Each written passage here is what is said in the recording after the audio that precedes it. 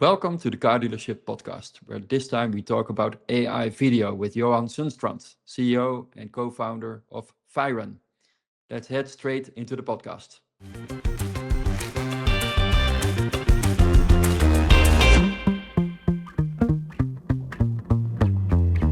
Hi Johan, welcome to the Car Dealership Podcast. Good morning, and thank you, Martin. You're welcome. So let's start to talk a bit about yourself. Normally they talk about an Englishman in New York, but in this way we talk about a Swede in England.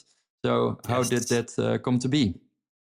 That's a very good question. That's very, very correct. I relocated from Stockholm to London, UK almost a year ago now. I just traveled a little bit too much at the end, and I missed my family a little bit too much.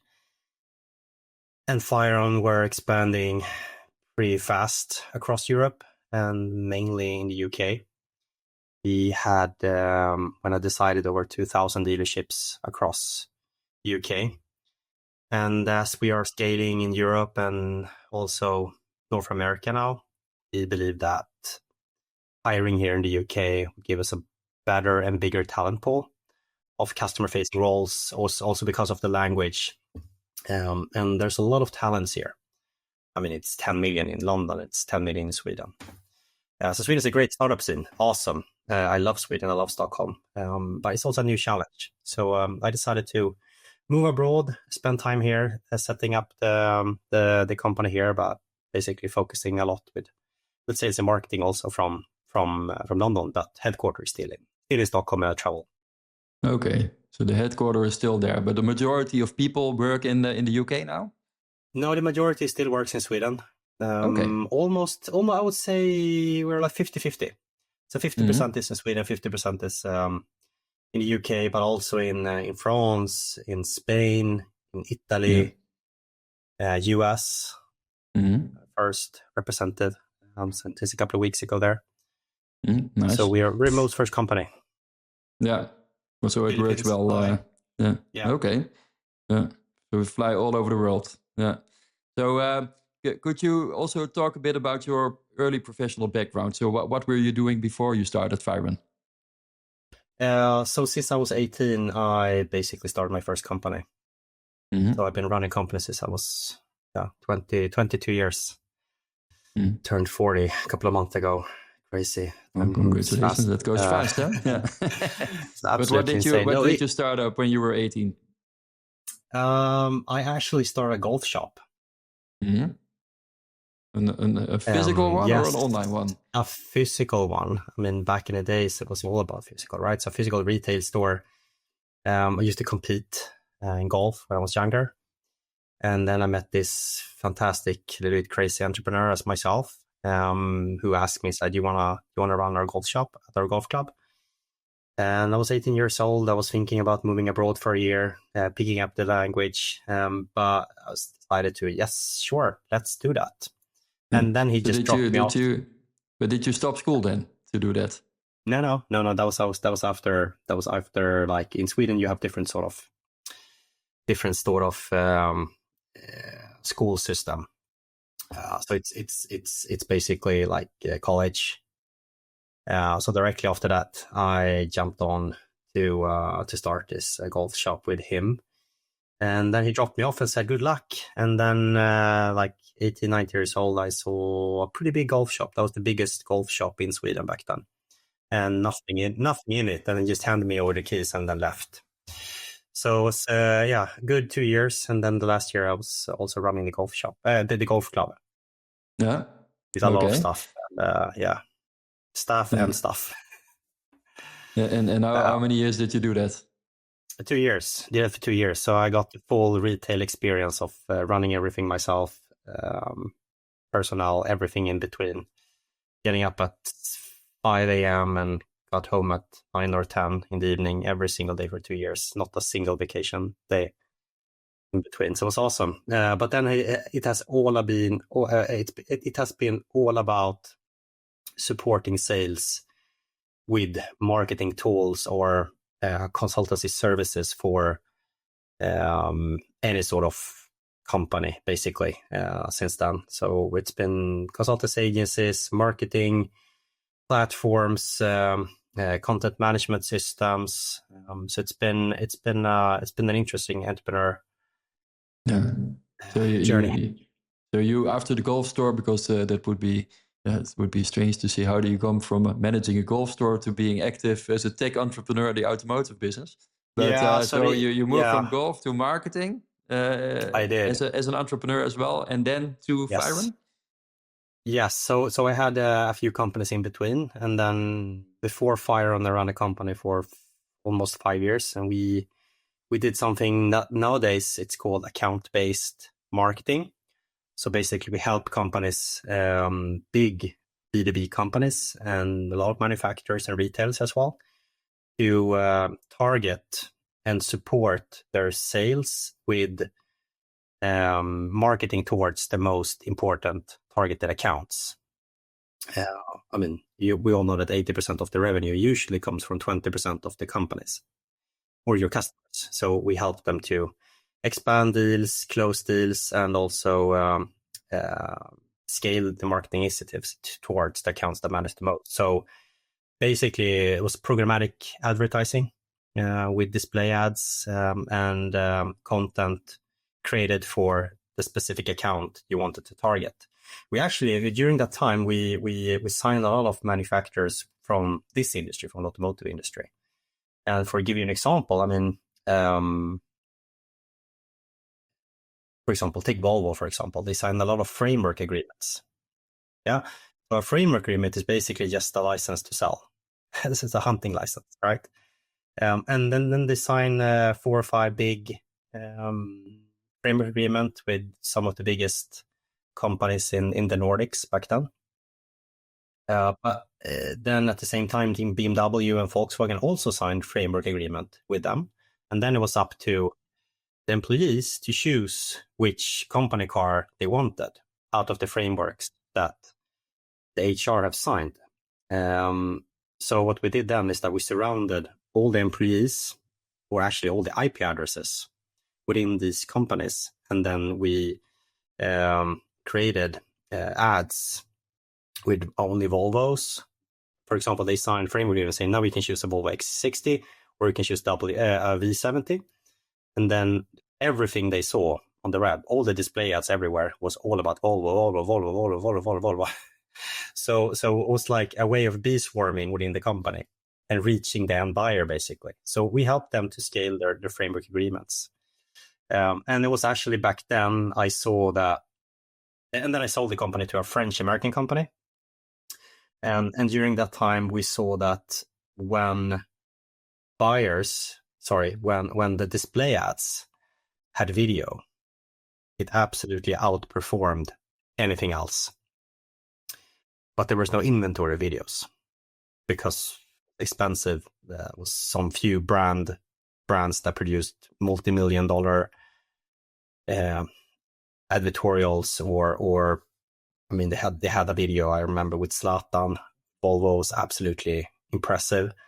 That cost quite a lot, and then that campaign lasts for 2 weeks, and then they had to produce something else. So it sounds great. So scale video production back then was something I already started to thinking about. And then when I met with my now existing co-founders, they were coming from video production side, but also from the SEO side. And one of the co-founders, he used to produce blockbuster videos, movies like Lord of the Rings, like one of the top visual effects artists in the world. It was coming from that side, like how can we produce videos with the storytelling and with an engagement that will engage the buyer the best possible way. And then we were coming from, all right, but it costs too much money and it takes too long. How could you automate video production? And back then he had already started to explore how you could automate video production by creating one video, and then with the receiver data, like could use your data, I could dress the video with information from you. So it could say, I could produce one video. Let's say I produce one video for Volvo, and then it could say, "Hi, Martin," in a voiceover, your name on a number plate. It could dress the video so it looks personalized, but it's not. It's one video produced, and then you dress certain areas with receiver information, so it looks like it's been personalized to you. So then we met and then we discussed like how can we mass produce videos without anyone doing anything, and we were not thinking about this industry. That was for no. We were like thinking like how can we help? Who struggled the most? We were like, okay, who has most products? I mean, produce one video. We don't want to compete with Volvo or the brand agency, right? They are doing a fantastic job, but how can we produce unlimited amount of product videos? And who has most products? Ecom. So our first customer had 250,000 products listed on the website. It was a cosmetic company called Lyko. So we launched, that was our first customer. We launched with 250,000 products in 4 languages across 4 countries. And we rendered that in like 30 minutes. And they had 250,000 videos up running on the website without latency. So imagine what that did to their SEO. It's and to their engagement. Very scalable way of creating these videos. Yeah. Yes, exactly. But do you still have that customer today, or do you fully focus on the automotive industry? We fully focus. We actually have like a handful of e-com customers still. Yeah. We haven't touched their videos since the last 5 years. Okay. But we still have them as customers. We still have it. We even signed the biggest real estate agent. So we signed like 40, 50 customers the first 6 months. It went very, very fast for us. But the challenge of, as you know, I mean, you can automate a lot of things, but when it comes to video, when it comes to anything visual, it's not about the channel. Everyone can pay for a channel, right? Not everyone could pay for a spot at Super Bowl, but you get the point. Like the channel you can pay for it, and you can come up with a slogan, but it's how you say it. That is all that matters. I mean, you can't go viral without saying it in a certain way, right? So it's all about how you say it. So the quality is so important.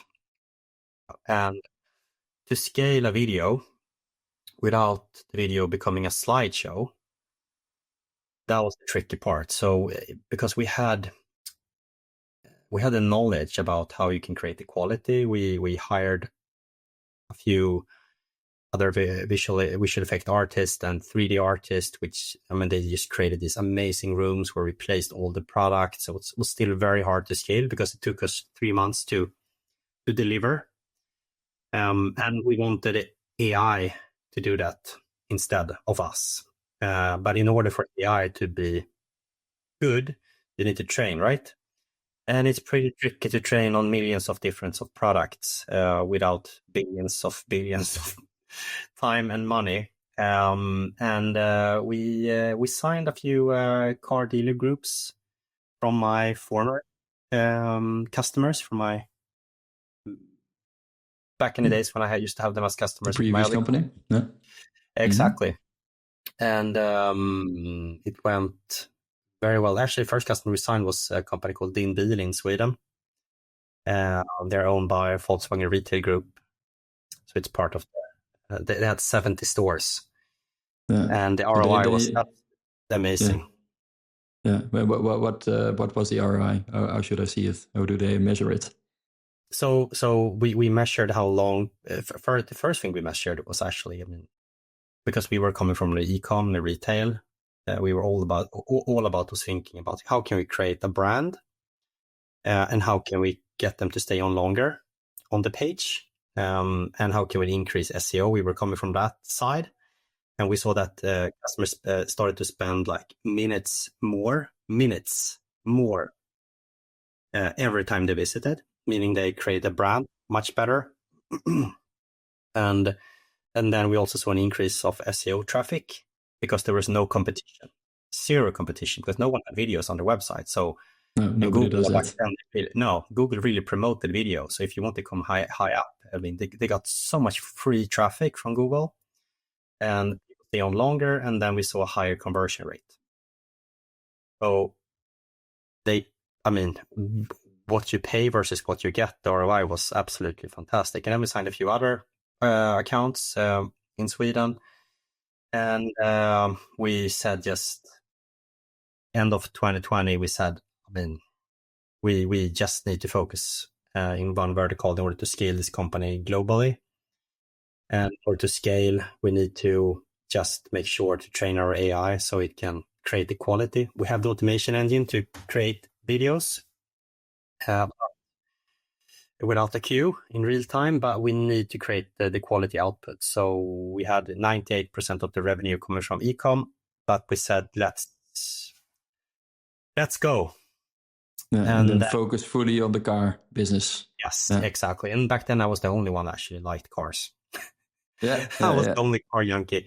I absolutely love cars, everything around them. I was a bit of a petrol head back then, still am. But we had zero experience of the industry. Basically, we were coming from just how can we engage a buyer? How can we make sure they purchase? How can we create a better brand for the car dealer groups and dealerships? And then we saw the digital transformation that the dealer groups and dealerships were going through. And then we saw we thought that it would look similar to the e-com. I mean, they were starting to close stores, so they would start to sell more digital fully.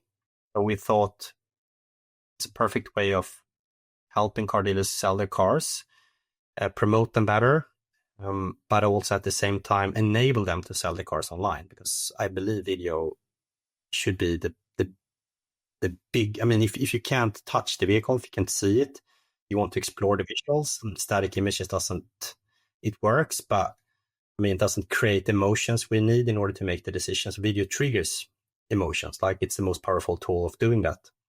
You remember much more. It's all about video. I mean, but what we have seen actually is that the dealerships and dealer groups haven't really seen. We have seen the transformation, but they're still running the physical dealerships, and then they have the digital effort, running it parallel. It hasn't. It's like they're running two companies, so it's just double the costs. But the digital transformation hasn't been the same as it has been for the e-com industry. So it was a good bet, but well, you had a bet that paid off, because it's now I think how many dealers do you now have using it? 4,000 plus. 4,000 plus in 30 plus countries. 35 flags we have 35 now. Yeah, incredible. Yeah. Yes. I think it was a good decision to go for it then. But if dealers are now listening, because yes. I of course know what you do, but I can imagine that when a dealer now is listening, they think, videos, okay, for dealers, but what kind of videos? Is it pure inventory, that you create videos from the inventory, or do you do more? Hey, before we hop back into this conversation with Martin, imagine an AI communication layer seamlessly connected to your dealership systems. One intelligent platform that gives both your customers and your team instant access to the right information at the right time. Well, that's Nova Co., short for the Nova Company. At its heart is Nova, the AI model behind it all, inspired by the Nova Star. Bright when needed, invisible when not, just like a good assistant. On your website, Nova appears as the orb, a glowing, breathing chat bubble that invites customers to ask anything, anytime. But Nova is more than a website assistant. You see, with Nova Companion, she supports your team internally, answering questions using brochures, price lists, stock data, and more. Just instant answers for your team, saving them time and helping them focus on the customer. And with Nova Messaging, she connects with customers on WhatsApp and other channels, managing service updates, follow-ups, and appointment reminders, all in one professional flow. It's pretty cool. And yes, Nova Voice is coming soon, bringing the same intelligence to your phone system and completing the omni-channel experience. You see, customer communication is evolving, but with Nova Co., you're not just adapting, you're setting the pace. Find out more at novaco.ai, that's novaco.ai, and experience what's next. All right, let's get back to Martin. When we started the company, it was all about how can we videofy the whole buying journey, right? From A to Z. How can we videofy that? We started off doing product videos basically for the website or the product page. In this industry, it's called the VDP, the vehicle detail page. So videos were placed on the website. That was the first thing we started to produce, the first thing we started to sell. It was basically a way of summarizing the page, highlighting the best possible selling points for the spec call out per vehicle, and creating the feelings and engagement. And then once you have that, you can go into details and look at the images, right? And then we also integrated and partnered up with more or less all the big marketplaces across the world. So we could also distribute the videos to the marketplace, which is pretty important. So that was the first product called Inventory Videos. But we were always thinking about, okay, how can we reach the buyers across the buying journey? So now we basically have the whole ecosystem. So if you want to reach the buyers earlier during the awareness stage, for example, you go to social media. May social media dominate that phase. So Meta with Instagram, Facebook, TikTok, YouTube, different sort of other channels we could produce videos for. So producing a video for TikTok is very different from producing a video on your website. So TikTok buyers and the consumption is very different. So you need shorter video hooks, different formats. I mean, just Facebook, in order to create ads for Facebook, you need 4 different videos. So depending on the screen size of what's depending on the screen size, the length, and also different sort of ad format, and then you also combine ads with images. That was the third product we actually launched. So we had videos for the website, for the marketplace, and then we had videos for all the social media. And then our customers just said, I mean, the videos, we love them. We struggle with managing the photo session. We struggled with our imagery, and you also fix the imagery. I mean, creating an app today, it's not hard, right? To create an app, it's not that hard. What's difficult is to process the images. So moving the background, creating backgrounds, sorting the images out, doing the quality assurance, make sure everything is correct, not cropped. I mean, there are tons of models in the background that has to work. And then also help the buyer to photograph the car the best possible way without hiring a real photographer. So you need some AI guidance built in. But we had all of that, right? Because the videos is that. So we decided let's create an app.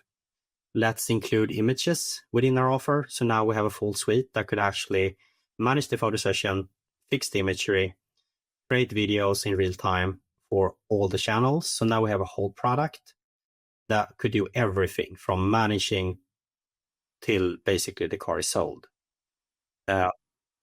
But I would say our primary focus moving forward is basically videos and the quality output of the videos. What we do now, we have over 25 engineers. The only thing they do at the moment basically is to train and to create the quality that will be within the videos. I mean, everything from voiceover that will guide you to amazing sceneries within the videos, personalize the videos. It will be mind-blowing in a few months. What we will launch. Looking forward to it. Sounds amazing. So, but if you're like, for for example, if I'm a dealer, Yeah. many dealers have like these 360 photo studios or photo corners where they have like a circle where the car actually turns around, and they have cameras fixed in there and then image processing afterwards. So and those are the images they use. Some indeed perhaps actually go out there and manually use an app to create the pictures, but what if they don't use your app and they already have those pictures? Can you still also use those? Yes, we can. So you do absolutely not need to use our app. There are great app suppliers out there. You don't need to use our app. I think our app is the best in the world. But if you don't want to use it, if you have images up and running on your website, you can still use the static data, which is already up and running on your website. Access to that data through an API or a feed, and usually takes a couple of minutes for them to just give us access to it, because they've already given the marketplace access to that. So give us access to it, and then we process these static data, and then we turn them into videos or enhanced imagery, and then we place them wherever we want. So that was where we're coming from. Like, static data, how can we turn that into something fantastic so we can engage the buyer better? So that was what it was all about, and still is the majority of our customers. We just use existing data, basically. So you have the two ways. So you have existing pictures, you process those, create videos, and then you have the distribution of those videos as well towards your website, towards social media, towards the marketplaces. Perhaps also email marketing. If you have like personalized messages to somebody who would be interested in a car, that you can send a video like to them, because I think you see that more and more that people communicate through WhatsApp with videos. You could actually tailor a message. Is that also something you're focused on or not? I mean, we create video, and we could distribute them back also through an API, so you can use it however you want. Basically, you can directly into the CRM system. You can do whatever you want with videos if you want to. Depends on the format. So you need to think about the audience and the format they will be consuming the video within, or the platform. That really matters. It's all about that. I mean, it's also the same thing we have seen with a lot of customers. For example, with Google vehicle listing ads. It's not released everywhere, but for example, I mean, all the platforms want you to follow their guidelines and follow their algorithms without telling you how it works. So Google, they do not want you to have like a banner ad and a big logo, or like, it has to be clean, right? So if you search for a product today, you get these these photos of the products in the top right, and then that's possible now for cars, but you could use whatever you have and then remove all of these banners and logos, but it's not perfect for that channel. If you want to be perfect, you need to optimize based on the channel. So remove the background, create a transparent background, get rid of all the logos, and just keep it very clean on your web on Google. Then you will be promoted more likely. It's also the same on your website. Like, why? I don't understand why you have all of these logos within all the imagery on your website. I mean, because you're already on the website. So why do you need another logo on the website on the product? Have you ever seen that for e-com company? No. Perhaps they are afraid that somebody would use the pictures somewhere else and they want their logos on it. I mean, if you distribute the images, the car listing to the marketplace, it's great. Use brands, use banner splashes, because when people search, you see your brand, and then if you have a great brand, they will click on it. On your website, remove it. I mean, you could. Yeah, you're already on there. Yeah, exactly. You just need to automate that a little bit better. So that's also something we try to focus on the right channel at the right time. And that has been impossible to do without AI and automation. You can't do that manually. It's just because, I mean, I would say around before a car is sold, usually our average customer do 2.6, 2.7 updates to every ad. They add more imagery, they change something, they add some more spec callouts, they sell it internally. You need to update the ad. And then do that across all formats. You change the price. You do so much, right, with the cars, and you just need to optimize that. Yeah, of course, and in a scalable way, which you offer, of course. But if you look at your marketing background, now you focused fully on this automotive industry. So, what are the biggest marketing inefficiencies that you see in automotive retail today? That was a very good question. What do I see? I mean, I think we have solved. There are two things. I mean, first of all, I think we solved the biggest one. I mean, how the unscalable challenge, basically. How can you create engaging content across all the channels that the buyers go through, because it's the most complex buying journey ever seen. So people go through more touch points than ever before, and it just looks very static still, and it's been the same since decades back. I mean, you manage a photo session, you publish a few images on the website or the marketplace, or 20, 30 images. That has been the case for the last decades. But the buyers go through so many more channels, and how can we help? How can we enable them to publish content everywhere, and how can you communicate everywhere, and how can you use the video format to communicate and to create emotions, because emotions drives all our buying decisions. Like 95% of all our decisions are made unconsciously. So how can we get them to remember you versus someone else? That's one thing. And then the other thing is that brand. Build your brand. I mean, for example, Lyko, I remember very well meeting the CEO and the e-com director, and I was like, yeah, how can we create more leads? Like what CTR? I mean, how much does it cost to acquire a customer? They were like, you know what, Johan? I don't care. I do not care. It's all about the brand for us. It's all about the brand. How can we build a brand? I want to create an experience for my customer. Branding creates leads. It was all about brand. Yeah, exactly. So it's all about building a community for them, all about building a brand. I think that the dealerships in general depend too much on the marketplace today. They just post. Okay. I mean, you have built up this amazing brand with your physical store. You have thought of everything. I mean, I love to go to physical dealerships. I absolutely love that. I mean, it's a full experience. But if then you go to Auto Trader in the UK here, and like everyone sells the same product, it looks pretty much the same. It's just a bit boring. Doesn't give me the experience. Kind of lost the brand building.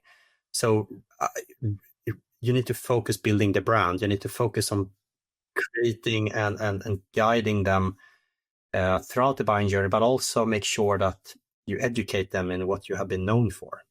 If you have great service, focus on that. If you have, I don't know, you can have multiple ways of guiding them and building this relationship.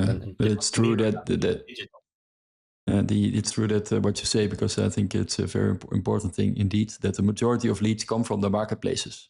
So it's not your brand that created it. It's actually the marketplace's brand that created it. And you might have a good price, but you need to stand out as a brand on those marketplaces as well. And video is, of course, also a fantastic way to create that emotion and stand out there. But even without the marketplace, how can you attract more visitors to your own website and through video? So who is your ideal customer? Is it like an individual dealer? Is it a dealer group, or is it OEMs?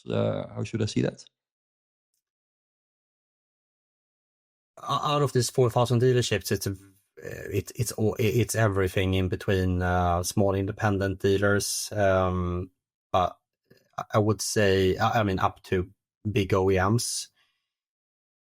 But I would say for us, I mean, if you have 50 or 100 cars up, you have more challenges. If you have 20 cars, 10 cars, do it yourself.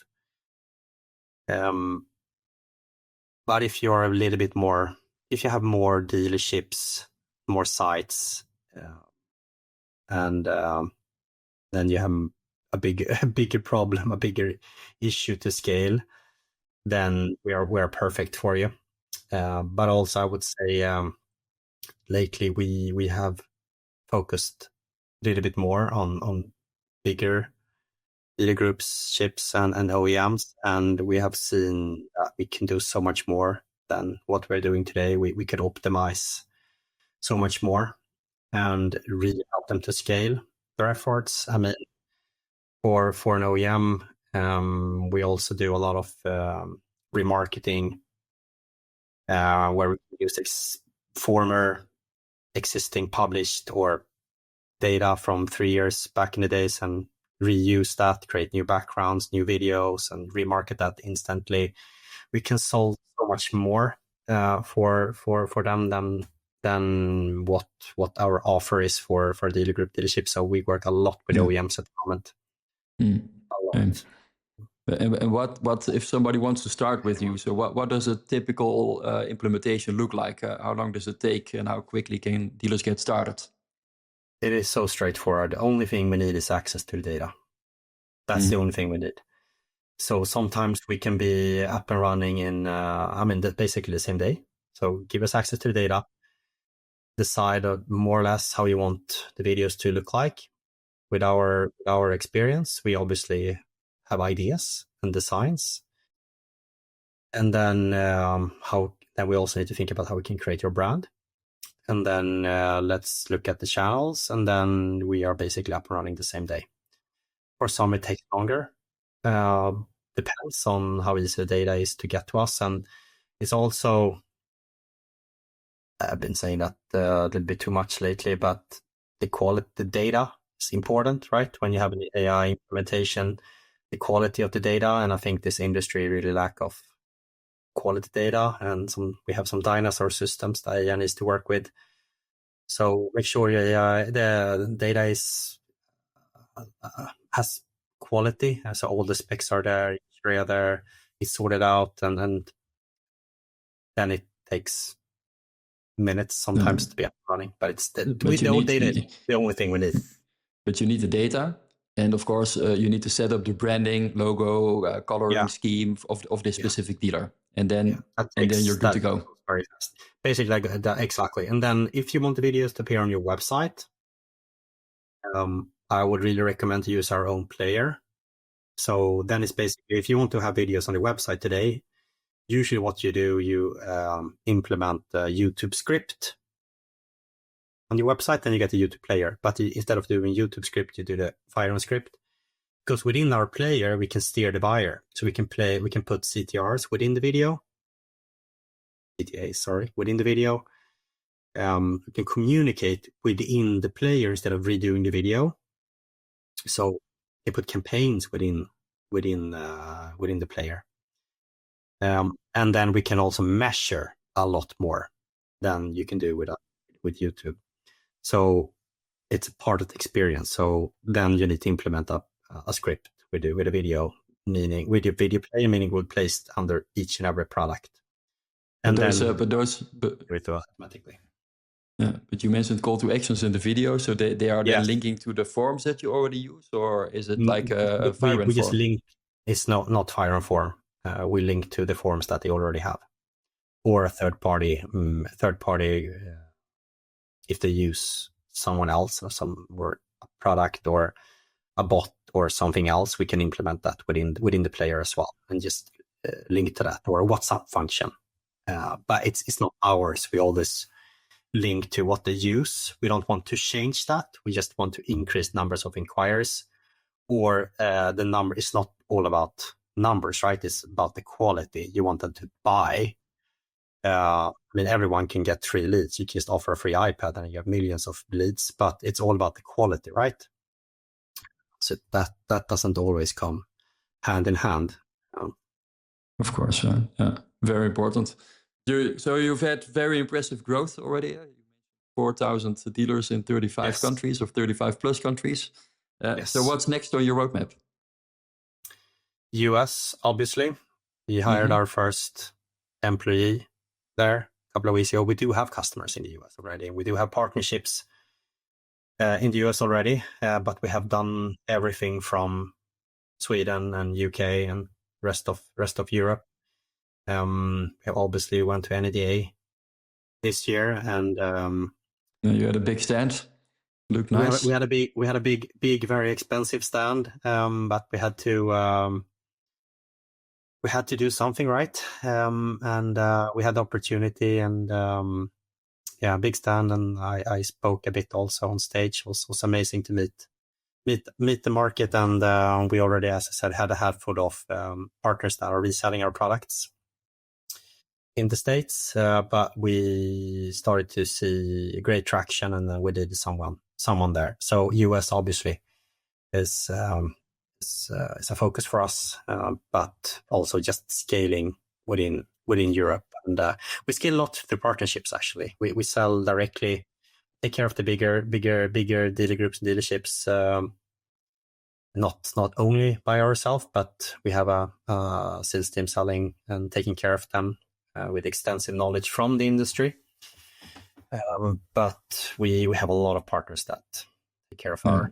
I heard indeed that you have a lot of suppliers and DMSs and partners that also offer your product. So that's a very smart way of doing it.